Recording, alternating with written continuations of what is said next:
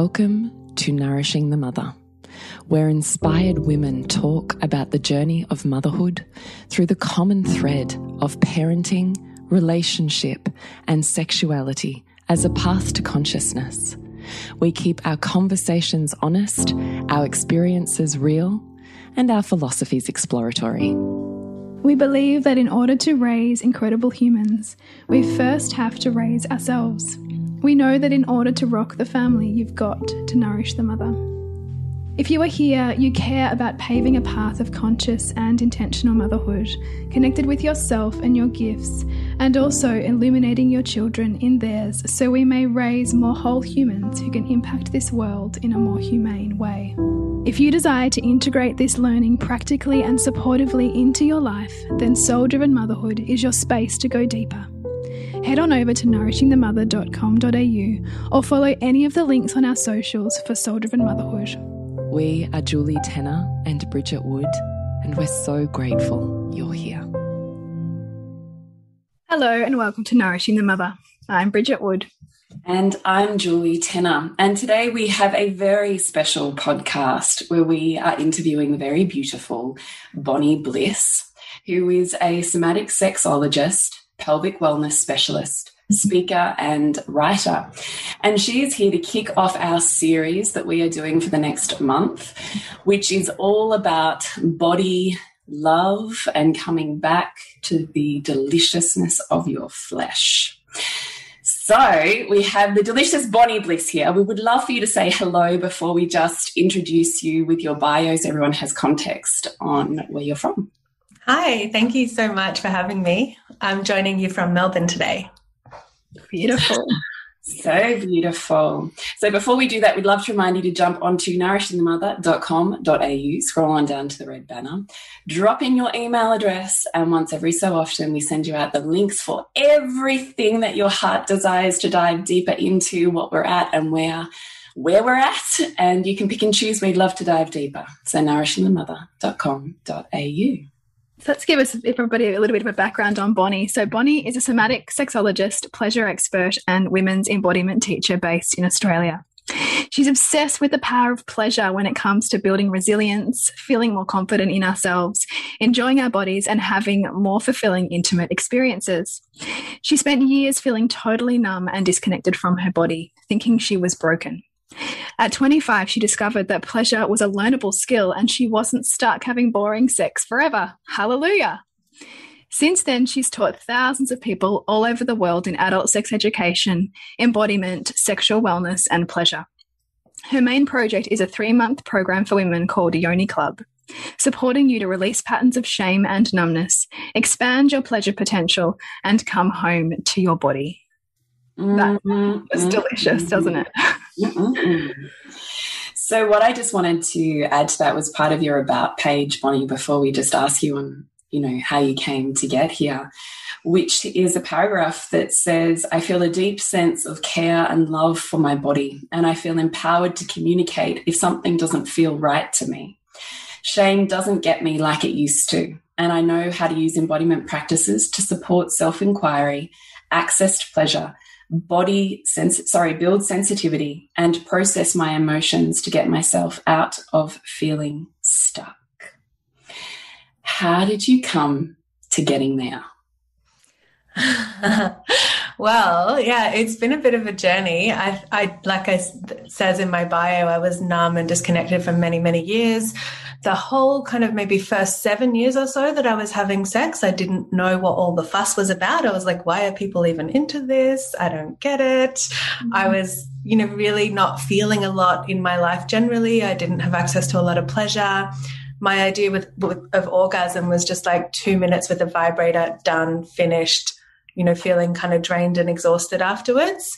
And I actually, when I was 25, I met a new partner who introduced me to this whole other way of living and way of approaching pleasure, and took me a few years to kind of settle into it and start really exploring it. But I think one of the turning points was actually my first time seeing a practitioner for a yoni massage. Mm. And it's a bit controversial because it's a modality that There are a lot of great people who are trained in these modalities, and I've run a practitioner training, and there's a lot of people I've trained all over the place who I fully respect. But there's also a lot of kind of subpar trainings, or a lot of people who have no training who are just doing that kind of thing. And I don't necessarily recommend it to everyone for that reason. But my personal experience, I was very lucky. I was able to see someone who really knew what they were doing and could hold a very safe space for me. And when she was kind of guiding me through my internal pelvic space that, I'd never really connected with before outside of like penetrative sex, I remember feeling this like, holy shit, that's all inside me, all of these sensations and all of that energy and all of that aliveness. And, I didn't have an orgasm. It wasn't about that. It was more like this expansive, like waves of aliveness and pleasure, and like this sense of almost like coming home to my body, or like feeling myself in a way I never had. And from there, I kind of realized, like, why do we not know more about this? Like, why is this not taught?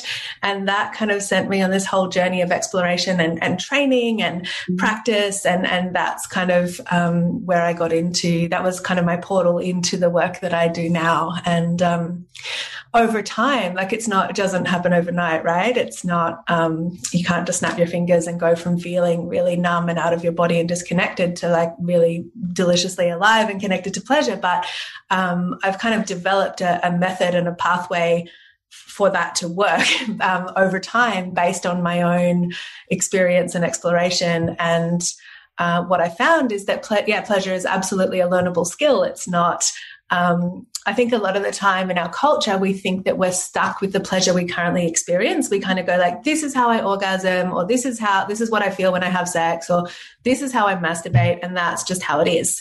And what I've learned over the years is that doesn't need to be how it is. There is always more, and there is always deeper, but it's a process of like unlearning some of the things that are getting us stuck, and then rewiring or repatterning our bodies and our nervous systems to access more aliveness and sensitivity and pleasure.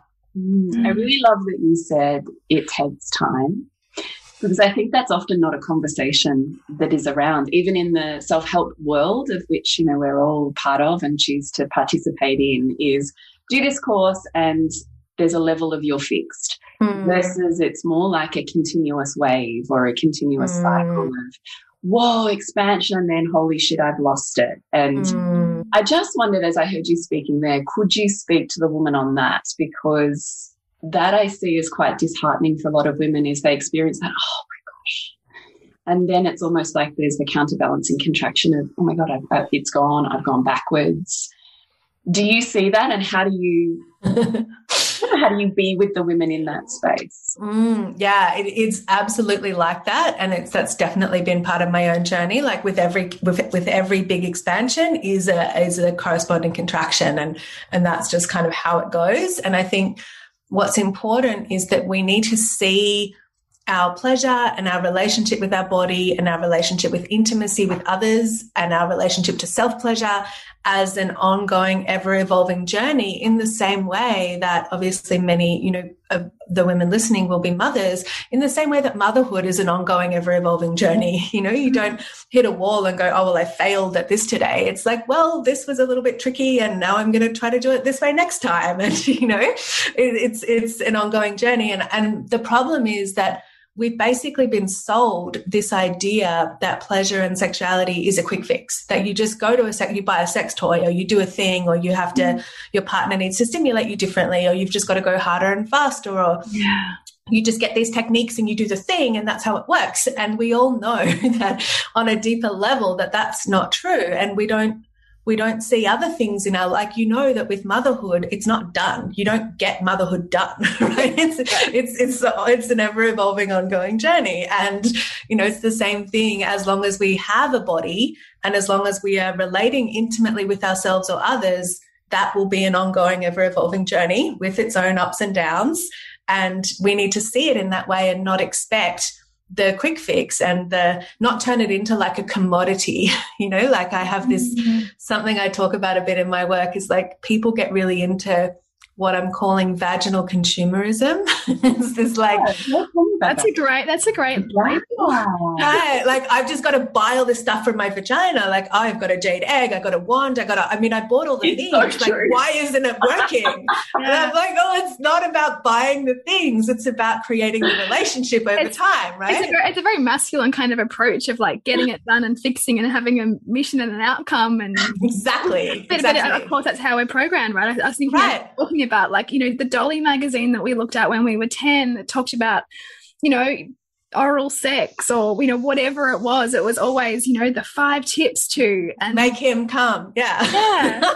Yeah, right? Totally. And then the internalized shame that happens when you either fall short of their pleasure or your own, or even like not thinking about your own. And therefore the contraction that comes, which I guess is maybe what you were talking about with your own numbness in your 20s, was, well, why would I go there? Because there's nothing there for me. Yeah, exactly. What's the point? What's the point? Can I just ask you, Bonnie, what does it mean to be a somatic sexologist? So that means that I teach people about sexuality through their relationship with their own body. So I'm not university educated. My background is not academic. I have done many, many, many, many different trainings in embodied sexuality and internal pelvic body work and, somatic body-based approaches to sexuality and embodiment generally, and embodiment teacher trainings and that kind of thing. But my kind of focus and area of interest is on teaching through the relationship with the body rather than just teaching concepts or ideas. What I found, in some ways, my work's a little controversial because it does go against some of the kind of commonly held beliefs around sexuality. And I think that a lot of the traditional approaches, for example, you may have heard the statistic that 80% of women can't experience orgasm through penetrative sex. And so they need to just focus on the clitoris. Have you heard that one? Yes, I've heard that one. Yeah. So that's the one that's kind of spouted most commonly. And what I know is that was research. Basically, they just surveyed a bunch of women and said, how do you currently experience orgasm? And 80% of them said, I tend to rely on the clitoris. And then the statistic that was taken from that and has been like bastardized in a million different ways is that they can't experience other kinds of orgasm. And my whole approach is that pleasure is a learnable skill. And so it's the same way as if you would say to someone, I can't ride a bike, but if you have an able body and a sense of balance, you could learn to ride a bike, right? It's a skill, So how many women stop at that belief? Exactly. The research says this. Right. And I thought that for years. I read all the articles. I was like, right, well, I must just be in that 20% because I rely on the clitoris for orgasm. But what I didn't realize was that I had wired my clitoris for orgasm through only focusing on it for a decade and never exploring anything else. And then through penetrative sex, having experiences that were dishonoring my body, having sex when I was like really drunk and couldn't say no, or overriding my boundaries and having sex because my partner at the time wanted to, or doing it because I wanted to impress him or for his pleasure, or doing it because I, on some level, felt that I was unworthy or undeserving and I needed to like validate myself by performing and being good in bed, and all of that kind of contributed to the internal numbness. But my belief is that over time we can sensitize that area to be more available to pleasure and orgasmic states and even peak orgasm. So it's not as static as we're led to believe, like, oh, well, you're just stuck here, so just focus on the clit. That's not how it really works. What does it mean when you said I essentially trained my clitoris for 10 years? Yeah, so let's talk about that. When I first started masturbating, my very first orgasm, which I talk about a bit, is quite funny. I was on a bicycle. I grew up on a farm and I was like riding my bike one day and I was riding down this like bumpy dirt road and I had no hands on the handlebars and just like, whee. And then suddenly I realized it just felt like really, really, really, really, really good in my kind of groin area. And I didn't know why or what it was. I was probably 14 or something. And I just became obsessed with like riding my bike down that one particular hill. And I did it like every day for months, I'd just keep going. And I'd like eventually, push my bike home, like totally exhausted. And my mum would be like, wow, you're really into bike riding lately. Like red in the face. Like, oh yes, my God. just so good. Really loving it. And then we moved into town. We moved like from the farm, we moved into like a house in town on a regular road, which wasn't bumpy, but it was still on a hill. So I tried to do the thing with the bike, and I crashed into the back of a parked car twice before I was like, okay, I need to find another way to have orgasms, right? But like I was kind of a late bloomer. I hadn't discovered boys or anything at that point. So that's when I became very close friends with my electric toothbrush. And that was my thing for many years, like from, probably 16 to like halfway through my 18th year. That was like the only way that I related to my body.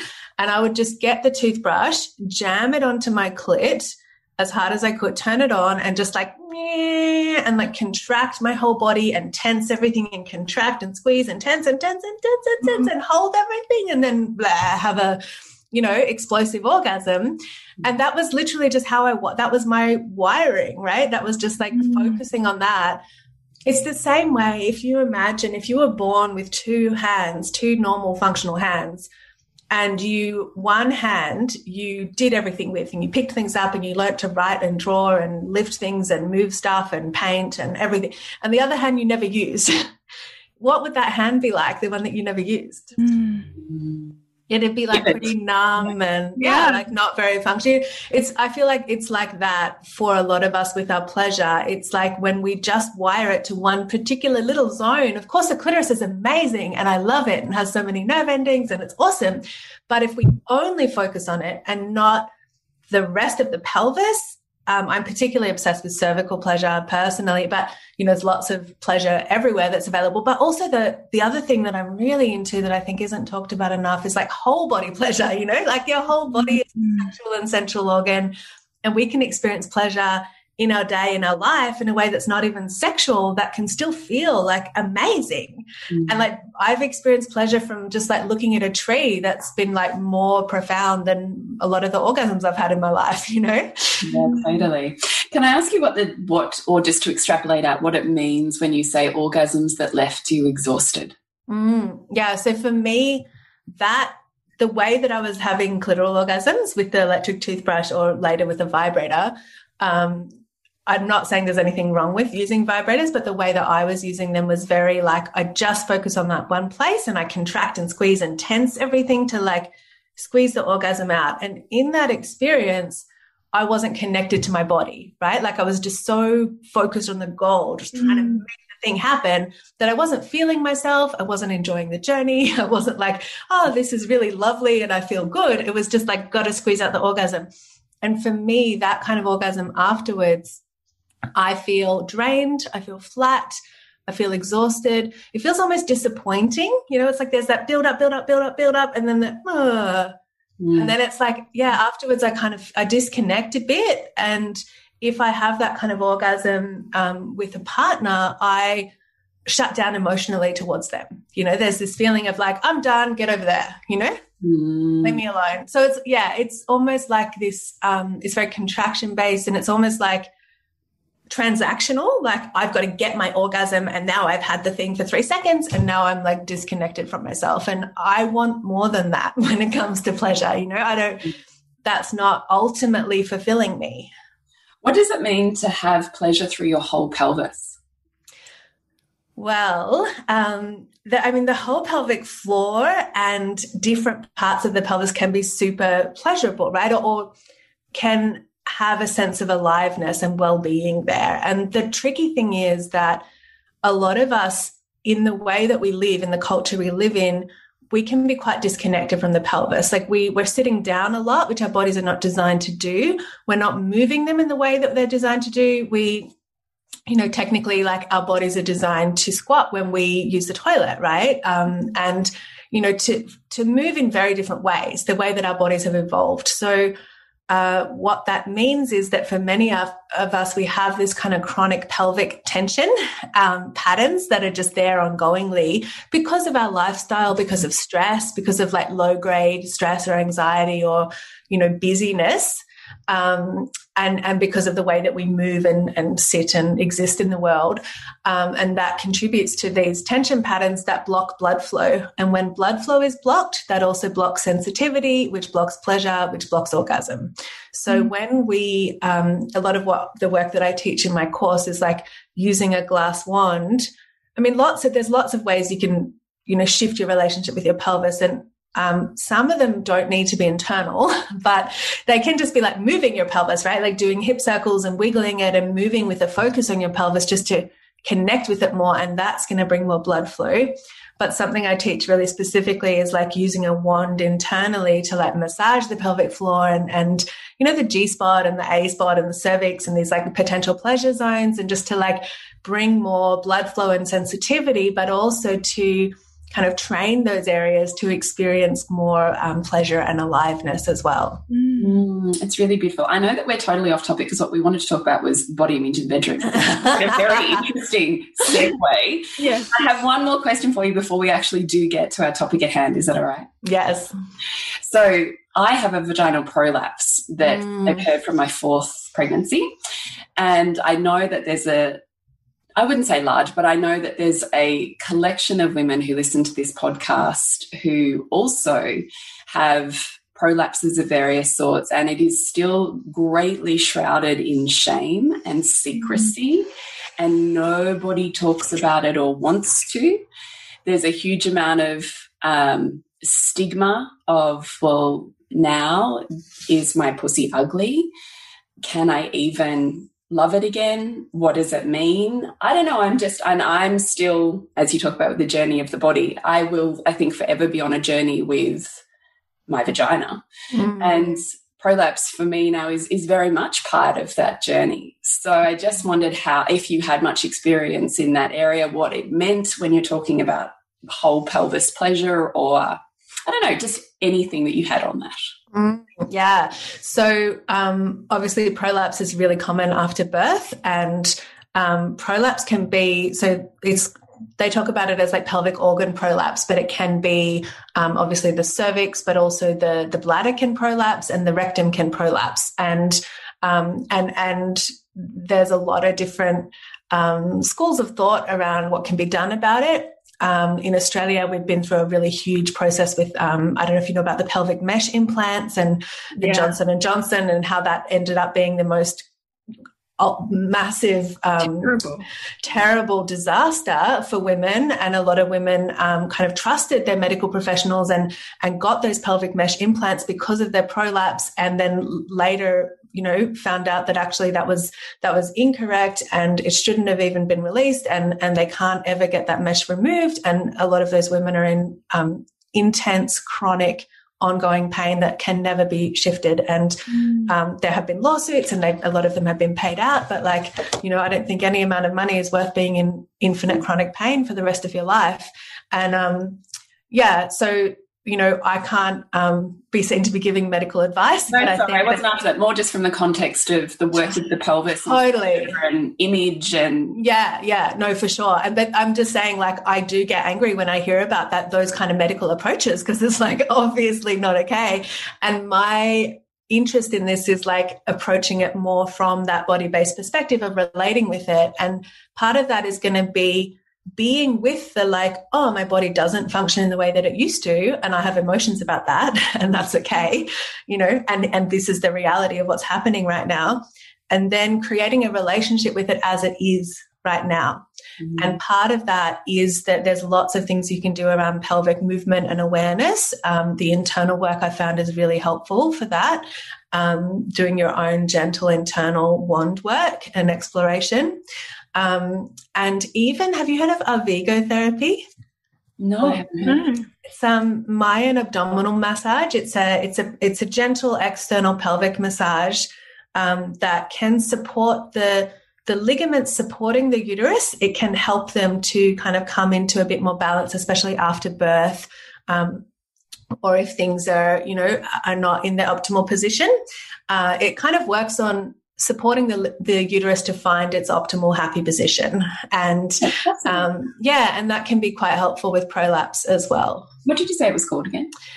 It's got two names, so Mayan abdominal therapy or Arvigo therapy, ARVIGO. Thank you. Now, there's practitioners all over the place. It's quite amazing. The other thing that has really helped with prolapse for a lot of people is urogenital osteopathy.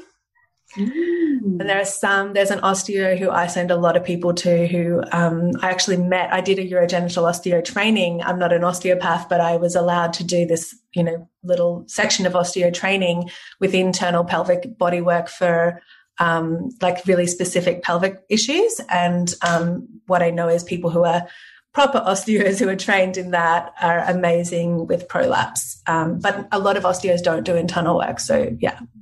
Thank you. They're such beautiful recommendations. I really appreciate that. No worries. So where I want to take the conversation now is body image in the bedroom.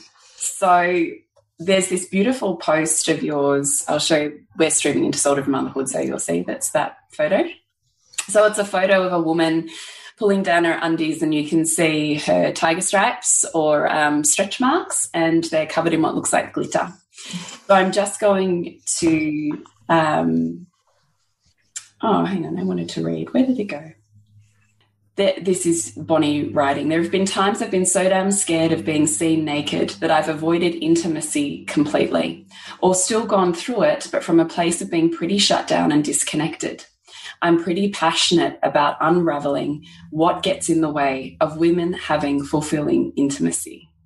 And that's where we really wanted to take that conversation is, what does it mean to you to be with body image in the bedroom, particularly in the face of, which is beautiful coming off the talk of our prolapse conversation, your body has changed. It's different to the way that you've ever known it to be before and doesn't fit a cultural norm or esteemed version of beauty that has women often shaming and shutting down versus in the intimacy and sexuality space, and particularly what we're here to talk to you about is the embodied space of coming back home to your body and finding pleasure as an opening versus that as an experience of being seen and welcomed and loving.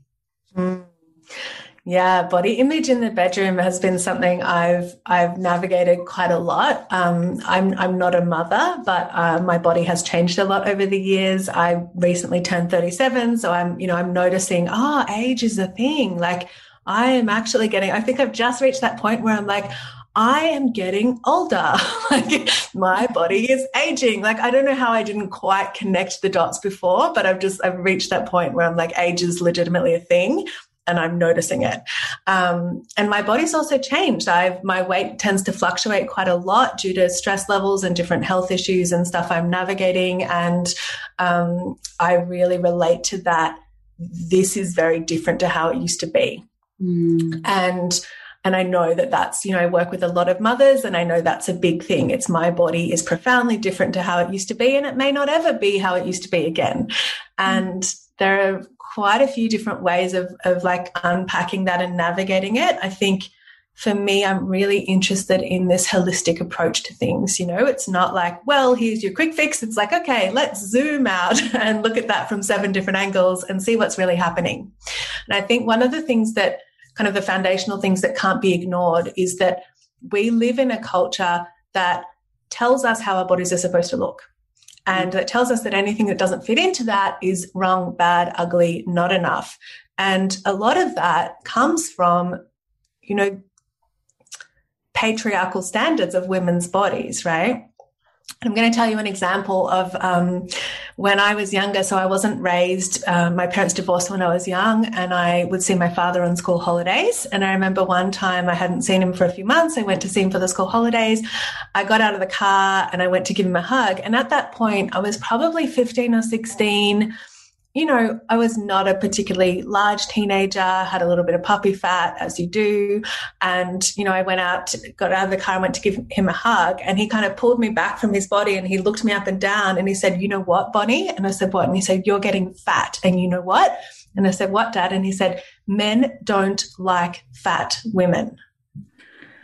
And it was like, you know, and I was just kind of like, okay, whatever. And I just went inside, you know, but like that really did hit me. And I really see, and that's just, you know, I mean, my dad was also part of that larger culture, right? So I'm not kind of demonizing him. It's just that's a really specific example I have of that. And so in my 20s, you know, going into like having an active sex life, I was like, my body is for men's pleasure. My sexuality is for men. What I do in bed is for men. I need to perform. I need to look the right way. And then, you know, I mean, I'm 37 now, so I didn't grow up with the porn that like a lot of younger people have been exposed to these days. But I know now like the impact of porn is huge. And that is, again, all about performance and again, all about an aesthetic, right? It's like we're looking at people have sex from the outside and those people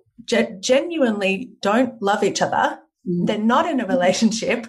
They're doing it for performance. So neither of them are probably feeling connected or really intimate or really in the pleasure, right? Occasionally that can happen where people are, you know, porn actors or actresses are like actually experiencing genuine pleasure, but a lot of the time they're not. It's an act, and it's for the benefit of someone watching.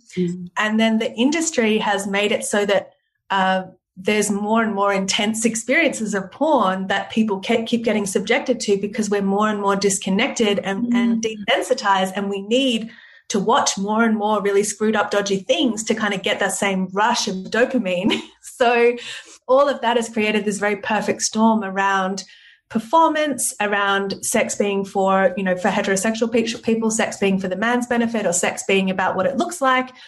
And my kind of area of interest is like bringing it back to sex being about how we feel in ourselves, in our own bodies, in the intimacy with someone we care about, in the connection. And when we are externalizing, like if, you know, I can remember periods when I was at the peak of my like fear and anxiety and like total shutdown around my body image. I remember periods of just being like, I can't let him see me naked. He's going to see me from that angle. I can't do that position. He's going to, oh my God, what does my belly look like? Like just like panic in the bedroom, like utter panic. And it was interesting because, you know, like being with someone who was completely devotional and loving and honoring and respectful of my body and loved my body how it was with all of its squishy shapes and whatever. It was just like super happy to be having sex with me.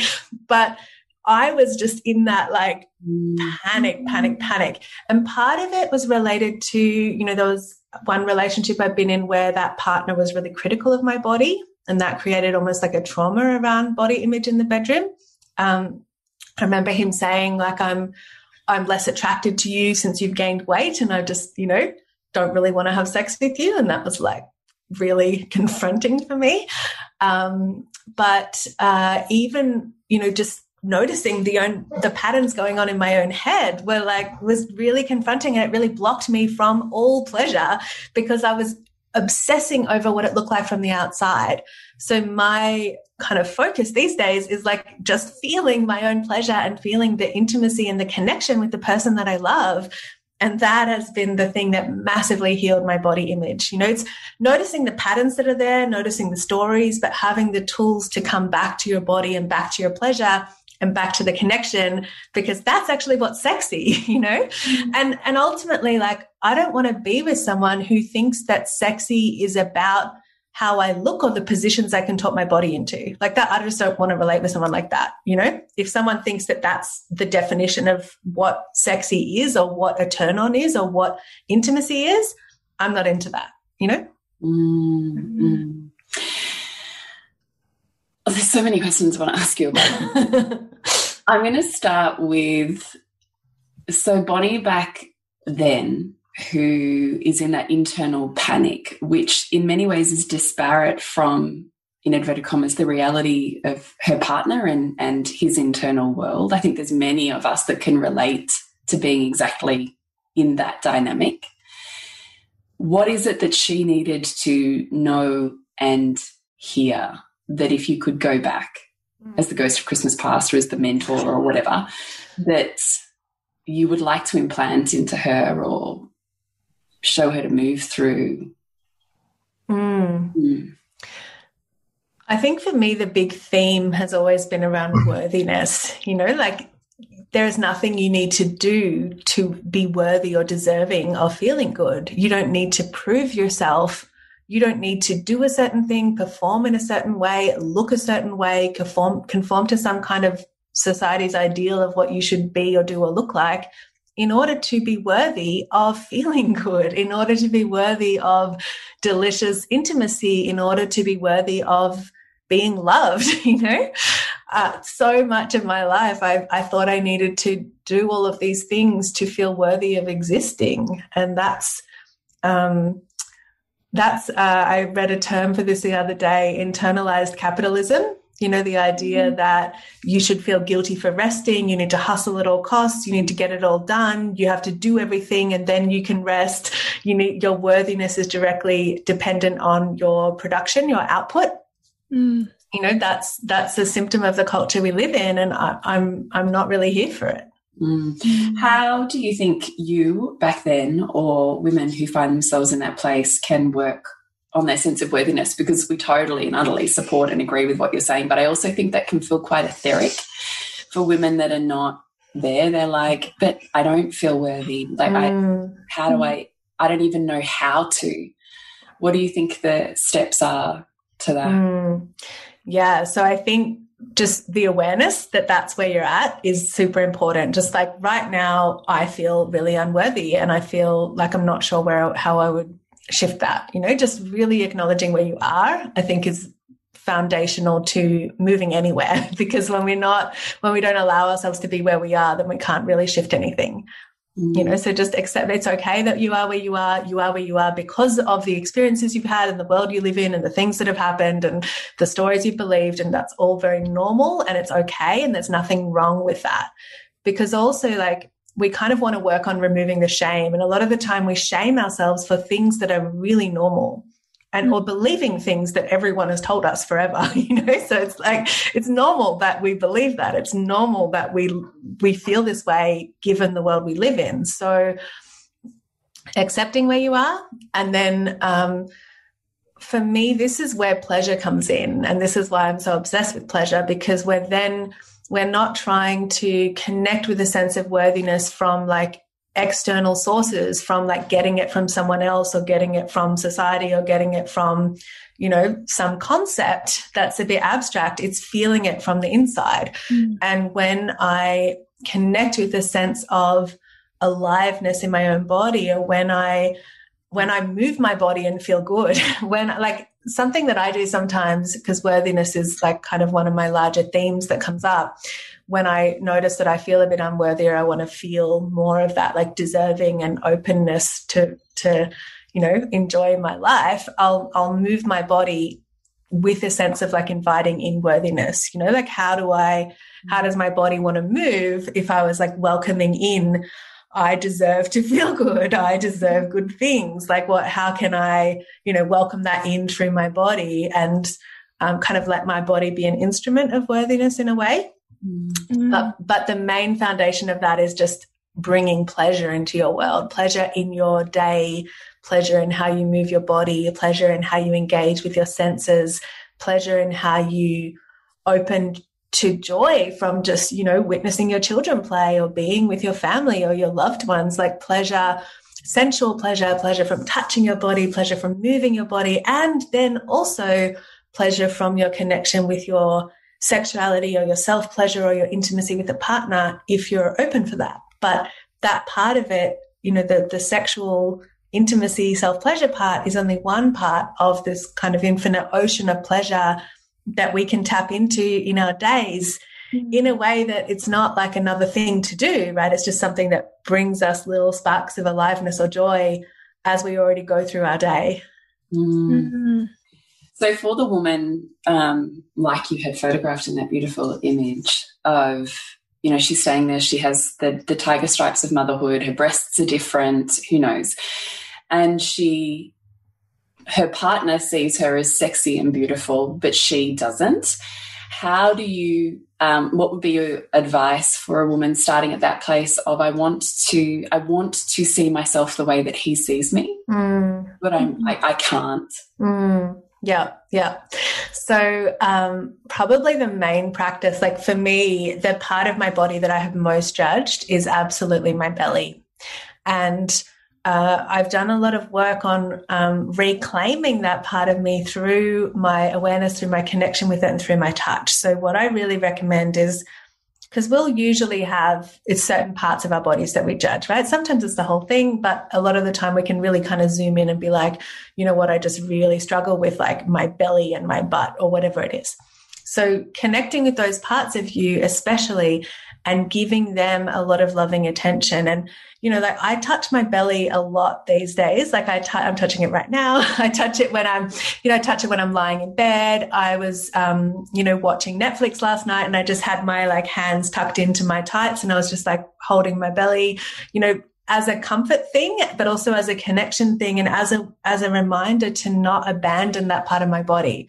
Because if I'm going to abandon any part of my body, it will be my belly, you know? So just like keeping that connection there through my touch, through my awareness, sometimes through my breath, just like breathing into my belly and feeling like this is part of my body. It actually feels nice to breathe into it. When I touch it, I can feel it's like it's kind of soft and squishy, and it feels enjoyable to touch. And if I'm not making up a story that there's something wrong with it, like right now, right, I can touch my belly and I can focus on the softness and like how nice it feels on my hands to touch. But as I do that, I might also notice there's a story that comes in that says your belly's too big, you need to lose weight, you know? So I can notice that story and be like, cool, there's a story there, but come back to how does it feel right now? What are the sensations, you know? How does it feel to touch? Because no one ever gained any deeper, longer term benefit from shaming and judging their body. You know, it's not, sometimes we think we need to like shame our bodies into submission, or if we judge ourselves enough, then it'll help us to like treat our bodies better. And that's ultimately not how it works. So reminding yourself of that and coming back to the, like, it's okay that judging or shaming side of myself is there. It's very normal. But what can I do to connect now and feel now what this part of me feels like? It's really beautiful. Thank you.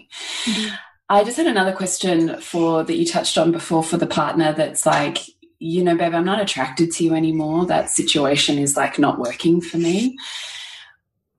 And I totally resonate with what you're saying, which is like, I would not choose to be with a partner who that has that view of sexuality or relationship or intimacy totally.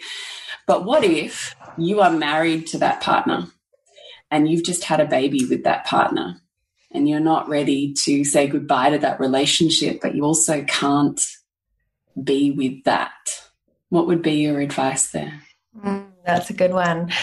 I think it's really about communication, you know, with sexuality and our bodies and the areas of life that are a bit more taboo or shameful in our culture.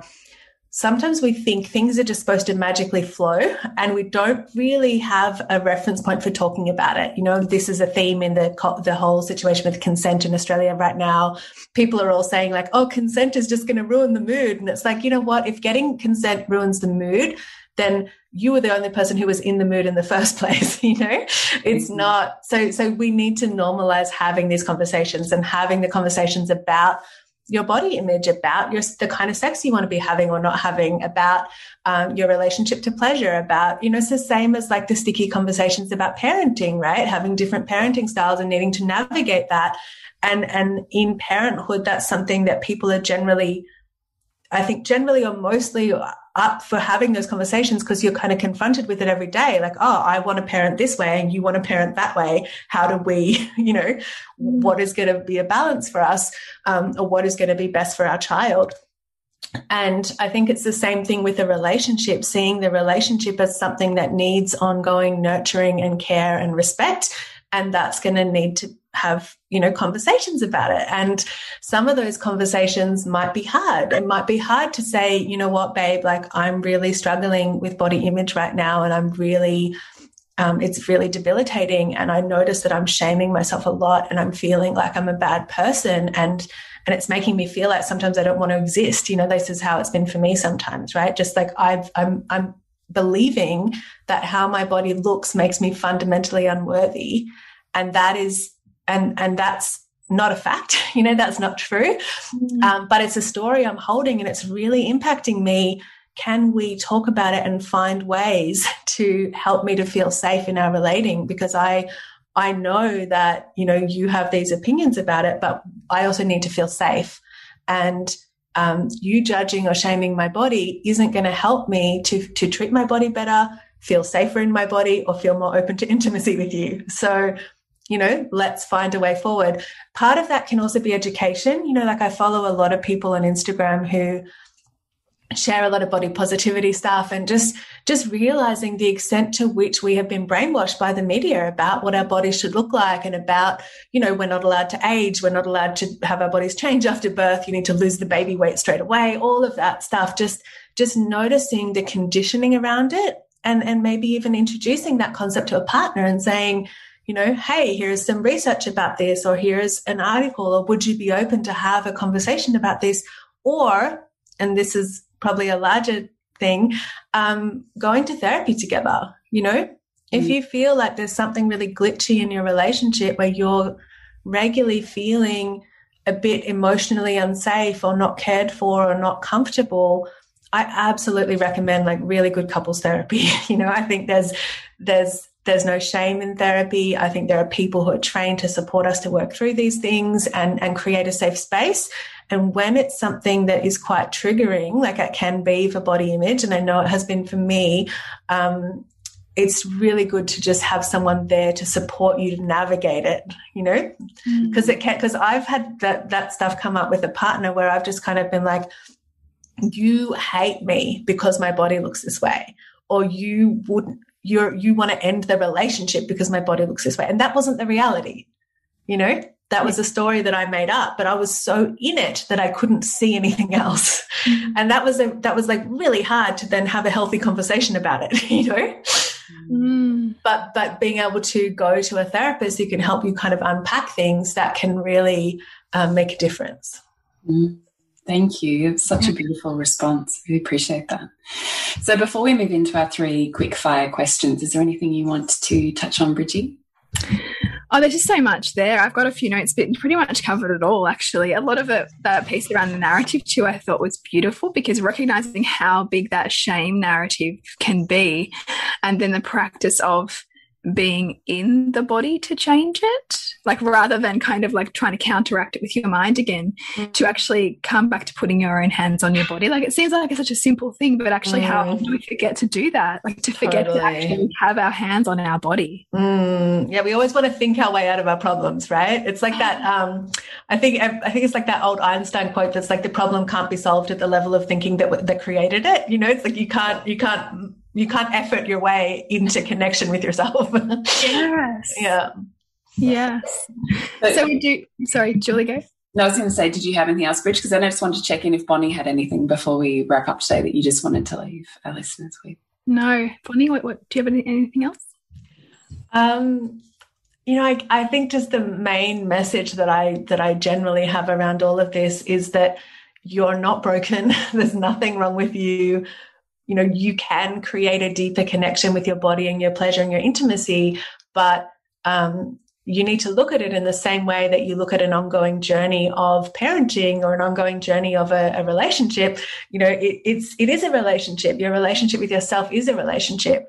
And when we nurture it as a relationship over time, sure, we'll have those ups and downs and those expansions and contractions, but it can bring us such a deep, nourishing connection with ourselves that can profoundly shift how we show up in the world, how we love, how we parent, how we care for people in our lives, how creative we are with our work, and expand our capacity to be a more full version of ourselves. Like I think sometimes we see pleasure as like it's just a thing I need to deal with, and it's another thing for my to-do list that I'm just going to put it in that box over there and ignore it because I've got all the stuff to do and I'm really stressed.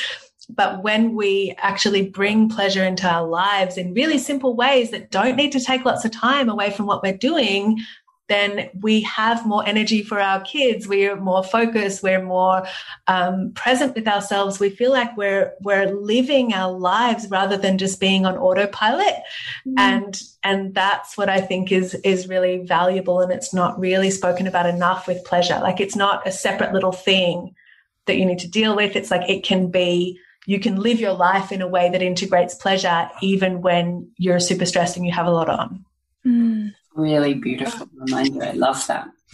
So you're coming into Soul-Driven Motherhood with our community in the release week of this podcast. So on the 13th of May, you're coming in to do a workshop in there on body image in the bedroom. So if you're in Soul-Driven Motherhood, you can absolutely look forward to that. It'll be at 2 p.m. Australian Eastern Standard Time.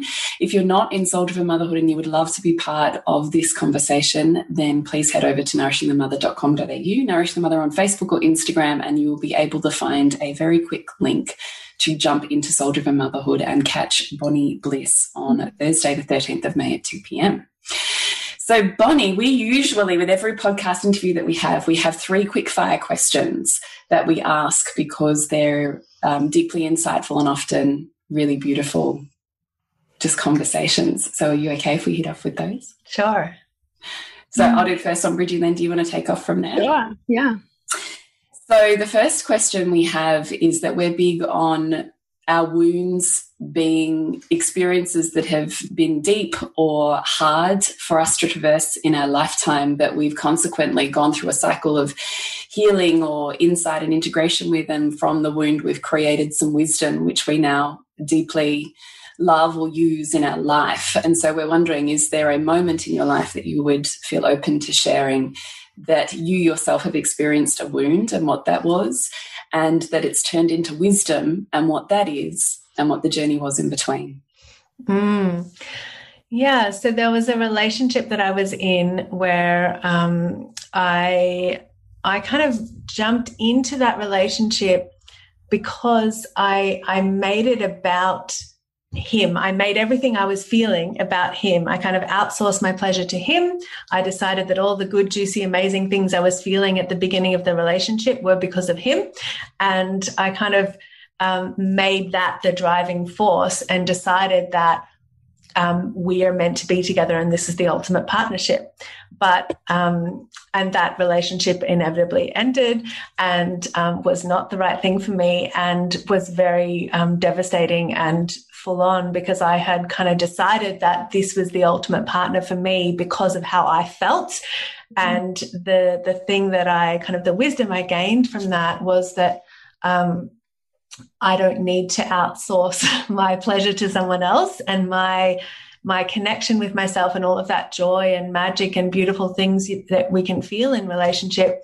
Sure, it's co-created and there are always 2 people involved in that, but I was the one that was creating that as well, and that it was possible for me to connect with that energy and create that with someone else, and not make someone else responsible for it and kind of, jump into that whole like sunshine and rainbows, like this is the ultimate fairyland kind of situation because of, me feeling good in it. So realizing that I can create intimacy in different ways. And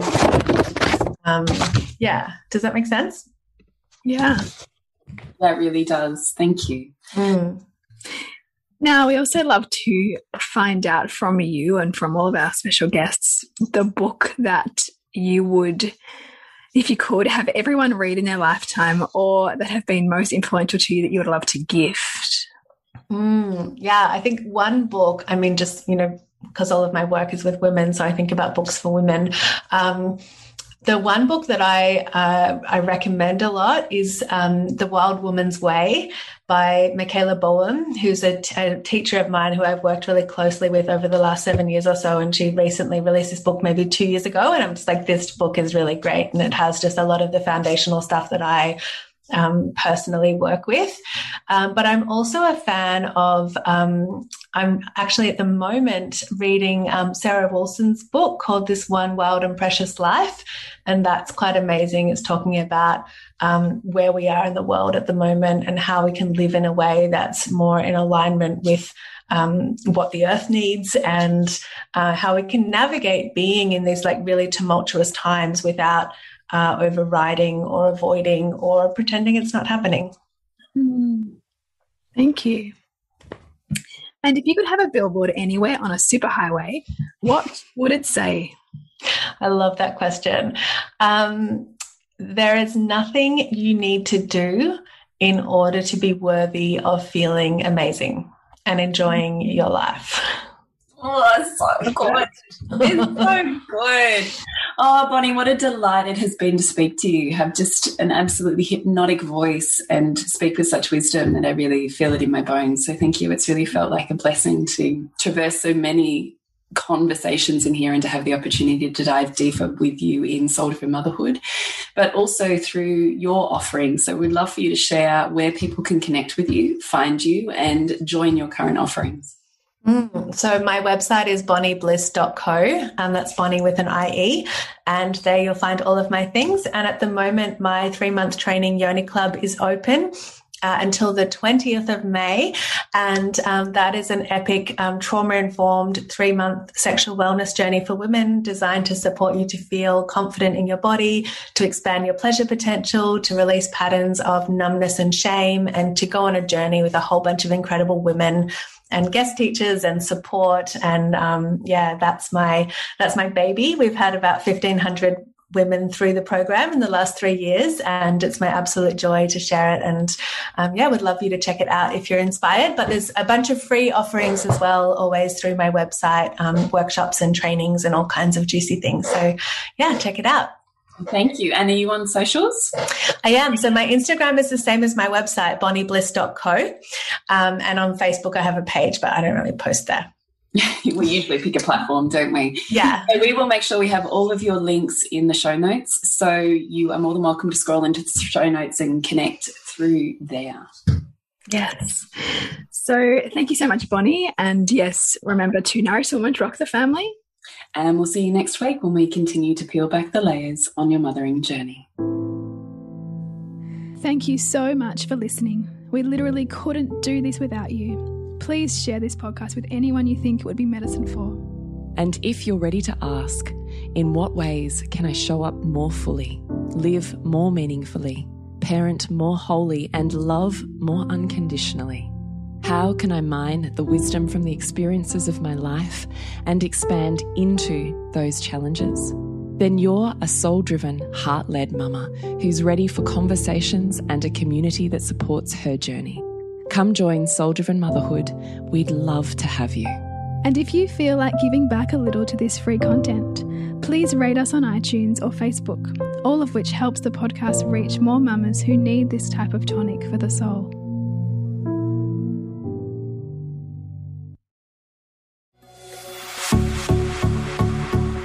This has been a production of TheWellnessCouch.com. Check us out on Facebook and join in the conversation on Facebook.com/TheWellnessCouch. Subscribe to each show on iTunes and check us out on Twitter.